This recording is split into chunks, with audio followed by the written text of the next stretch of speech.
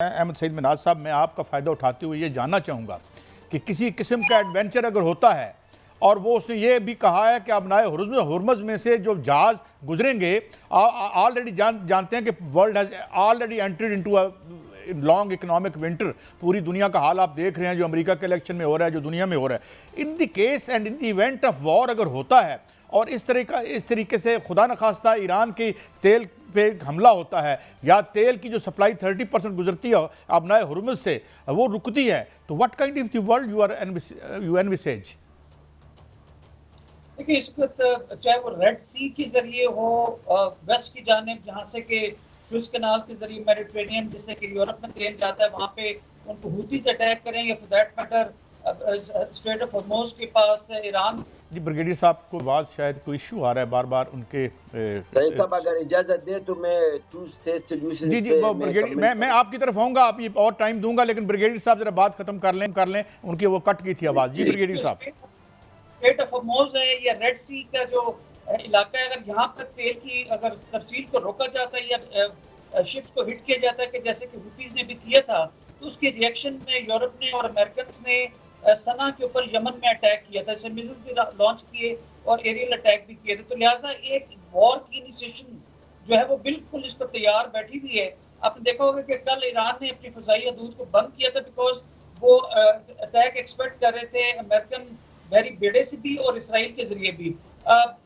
बदकिस्मती से इस वक्त जो मुसलमानों को यकजहती के साथ एक होल ऑफ जो है ना मुस्लिम उम्मा एक रिस्पॉन्स जनरेट करने की जरूरत है, वो बदकिस्मती से नहीं है। आप अरब लीग को देख लें, आप ओआईसी को देख लें, फिर को खामोश हैं। पाकिस्तान ने आज। लेकिन ब्रिगेडियर साहब एक और सवाल में फिर आगे बढ़ता हूँ। हमने ईरान और उसका भी देखा, बहुत से मुस्लिम ममालिक ने कहा है कि हम अपनी एरियल जो है वो फैसिलिटी या उनको फिजा नहीं देंगे। सऊदी अरब ने खास तौर पर यह कहा है, ये कितना सिग्निफिकेंट है? जी बिल्कुल, देखिए वॉर रोकनी है मिडिल ईस्ट के अंदर। अगर इसराइल निकलता है अपने बॉर्डर्स के जरिए तो वो उसके झंडे के ऊपर भी देखें तो वो दरिया नील से लेके यूफ्रेट्स या दरिया अरफात तक अपने आप को ग्रेटर इसराइल में लेकर आने का और बीच में स्टार उसने बनाया हुआ है। तो लिहाजा अगर बॉर्डर से बाहर निकल के आता है तो सऊदी अरब भी उतना ही अफेक्टेड होगा कि जितना ईरान होगा, बिकॉज इस इलाके की सारी इकॉनमी, आपकी तेल की जो तरसील है वो रुकेगी या उसकी प्रोडक्शन रुकेगी, उसके जितने स्ट्रेटेजिक इंटरेस्ट हैं वो खत्म होंगे। क्या इस वक्त मिडिल ईस्ट के कंट्रीज के वॉर के अंदर जा सकते हैं? तो मैं समझता हूँ नहीं, क्योंकि एक तो जैसे मैंने कहा ओआईसी अरब लीग एक पेज पे नहीं है, और फिर अब्राहम अकॉर्ड्स जो हुए थे अगस्त से लेकर दिसंबर 2020 में, उसमें मोरक्को, सूडान और या यूएई और इसने बहरीन ने अकॉर्ड्स किए थे। अब उसके सुनने में आ रहा था कि शायद। अच्छा नहीं ब्रिगेडियर साहब, मैं आपसे बिल्कुल एग्री करता हूं कि हम नहीं जा सकते, मगर बात यह है कि we can not under estimate the madness of Netanyahu, जिस किस्म की हरकतें कर रहे हैं। जी आप कुछ कहना चाह रहे थे जलाल साहब, आप बात करें फिर ब्रिगेडियर साहब की तरफ जाते हैं। जी जलाल साहब, you wanted to add something to it. आपका जो मुअज़्ज़ज़ साथी है मुझसे ये सवाल किया है, क्या फ़लस्तीनी अवाम टू स्टेट सोल्यूशन पे राज़ी है, इस चीज़ पे वो आमादा है या नहीं है? तो मेरा गुजारिश ये है कि सबसे पहले बात तो ये है कि अगर आप किसी भी फ़लस्तीनी से आप पूछेंगे, कोई भी फ़लस्तीनी, तो वो इसराइल का वजूद ही नहीं मानता है। इसराइल का वजूद हम मानते ही नहीं है। हमारा जो कोज़ है, हमारा जो मकसद है, जो हमारा हदफ है वो ये कि इसराइल का पूरा इसराइल का खात्मा है, क्योंकि इसराइल का वजूद है ही नहीं है। और इसका वजूद जिस तरह लेकिन जलाल साहब बिल्कुल ठीक है, इस जो फ़लस्तीनी हैं वो वजूद नहीं मानते, लेकिन इजराइल जो है वो आगे बढ़ता जा रहा है। गज़ा को तबाह कर दिया, लुबनान उसने हमला कर दिया, ईरान पर जो है वो वहाँ भी जारहियत करने की धमकी दे दी है। अब आप क्या देखते हैं कि क्या वो यहाँ तक रुक जाएगा या पूरा मशरिक़ वुस्ता की तरफ जो है उसके मज़मूम इरादे हैं, और मुस्लिम उम्मा क्या कर रही है इस हवाले से?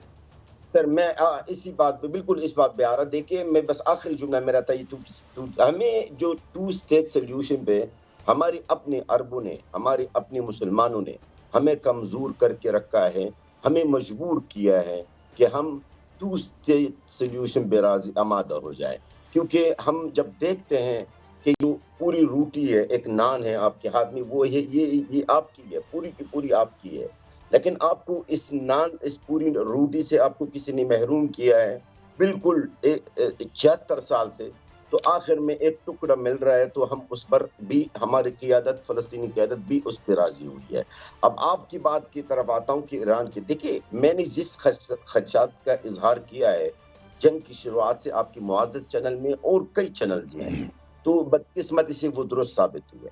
وہ یہی ہے کہ اگر اسرائیل کو نہ روکا گیا ہے تو علاقے خطہ کے اندر، مشرق وسطی کے اندر خطرہ مزید پھیلے گی، لبنان تک بات جائے گی اور پتہ نہیں کہاں کہاں جائے گی۔ اب آپ کے سامنے اس وقت آپ دیکھیے، پہلے یہ ہوتا تھا کہ 1 سال سے یہ ہو رہا ہے کہ صرف مسلمان غزہ کے اندر مارے جا رہے ہیں، اب نہیں، اب صورتحال بالکل چینج۔ اب مسلمان، لبنان کے مسلمان سنی شیعہ مارے جا رہے ہیں، کرسچن بھی مارے جا رہے ہیں، اور بھی مختلف مذاہب کے لوگ ہیں، کیونکہ آپ کو پتہ ہے لبنان کے اندر کئی مذاہب ہیں۔ تو بالکل اسرائیل پھیلتا جا رہا ہے، اور اسرائیل کو اگر لگام نہیں دیا گیا ہے، اگر اسرائیل کو نہیں روکا گیا ہے، تو یقیناً اس کا خطرہ دور دور تک اسرائیل کی دہشت گردی پھیلے گی۔ اچھا جلال صاحب، ایک اور بات، 2 باتیں کلیم آئے ہیں، ایک تو موساد کا بریگیڈیئر صاحب میں یہی سوال آپ کی طرف لے کے جاؤں گا کہ اگر اسرائیل کا ہاتھ نہ روکا گیا تو یہ مزید آگے بڑھے گا، تو اگر وہ ایران کی طرف آتا ہے یا ایران اس میں جو ہے باقاعدہ طور پر جنگ کا حصہ بن جاتا ہے، تو روس اور چین کا کردار کیا دیکھ رہے ہیں کہ وہ بھی تو پھر آرام سے نہیں بیٹھیں گے؟ میاں شاہد صاحب، ہمارا رابطہ وقتی طور پر بریگیڈیئر احمد سعید مناز صاحب سے منقطع ہوا ہے، لیکن میں دوبارہ جلال صاحب آپ کی طرف آتا ہوں۔ ایک یہ سوال، آپ بریگیڈیئر صاحب سے رابطہ بحال ہوتا ہے تو ہم دوبارہ کہیں گے ان سے، مگر جلال صاحب یہ فرمائیے کہ ایک ہائپر سونک میزل استعمال ہوا جس میں سے کلیم کرتے ہیں کہ 25% گرے، موساد جو ہے اس کا دفتر تباہ ہوا، ایک ان کی ایئر بیس کے اوپر جا کے بم گرے، تو اب آپ جب کہتے ہیں کہ اسرائیل حملہ کرے گا تو اس کی زمین بہت گرم کر دی جائے گی، تو آپ کیسے پاور کا اور طاقت کا بیلنس کیسے دیکھ رہے ہیں؟ ایران ایک ملک ہے اور پورا ویسٹ اس کے خلاف ہے۔ سر دیکھیں، ایک عرض کروں نا، پہلی بات تو یہ کہ ایران کی کوشش شروع سے ہی ہے، وہ براہ راست یعنی ڈائریکٹ اسرائیل سے جنگ نہ کرنے، مطلب وہ اسرائیل سے جنگ کرنے کا حق میں نہیں تھا، یعنی براہ راست، یعنی ڈائریکٹ وہ اپنے پروکسیز، ان کے جو پروکسیز ہے، حزب اللہ ہے، حوثی، یمن وغیرہ، ان کے تھرو سے وہ جو بھی ہے وہ کر رہے، لیکن ڈائریکٹ براہ راست اسرائیل سے ایران جنگ کرنا نہیں چاہتا۔ باقی رہا سوال جو آپ نے ذکر کیا ہے کہ ایران کلیم کر رہا ہے کہ یہ چیز ہم نے کیا ہے، یہ ڈیمیجز ہم نے اسرائیل کے اندر کیا ہے، تو I'm sorry to say میرے پاس اس طرح کا کوئی کنفرم اطلاعات نہیں ہے کہ اسرائیل کے اندر کوئی بڑی ڈیمیجز ہوئی ہے۔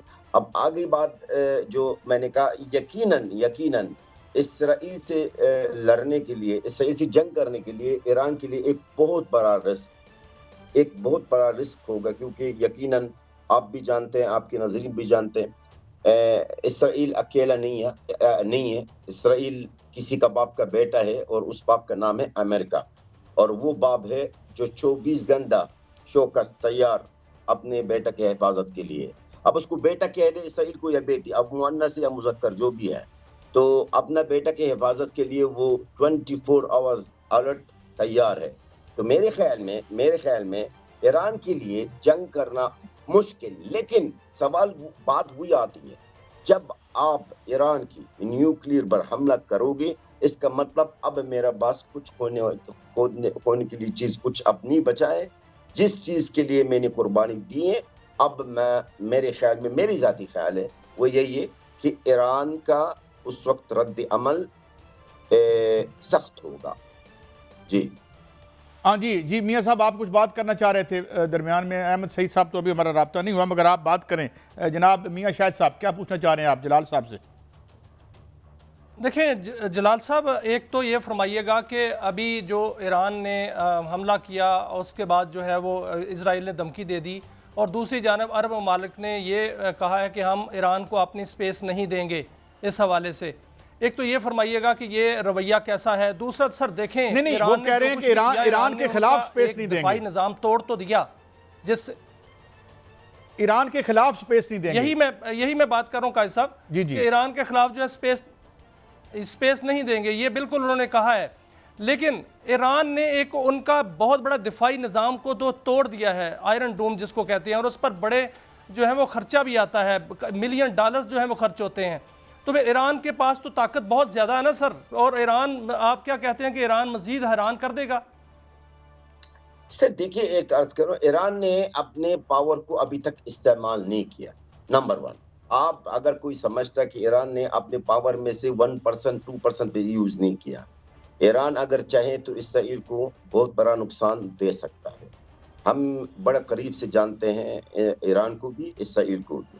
اسرائیل ایک وہ چوریل ہے، ایک وہ بوٹ ہے جو دنیا کو ڈراتا پھر رہا ہے۔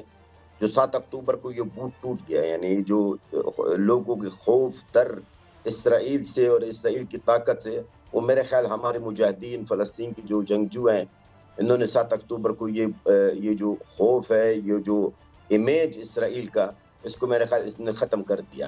اب باقی رہا سوال ایران کی جو بات آپ نے کیا ہے، ایران کا پاس طاقت بہت بڑی ہے، لیکن میں نہیں سمجھتا ہوں کہ ایران کچھ کرے گا۔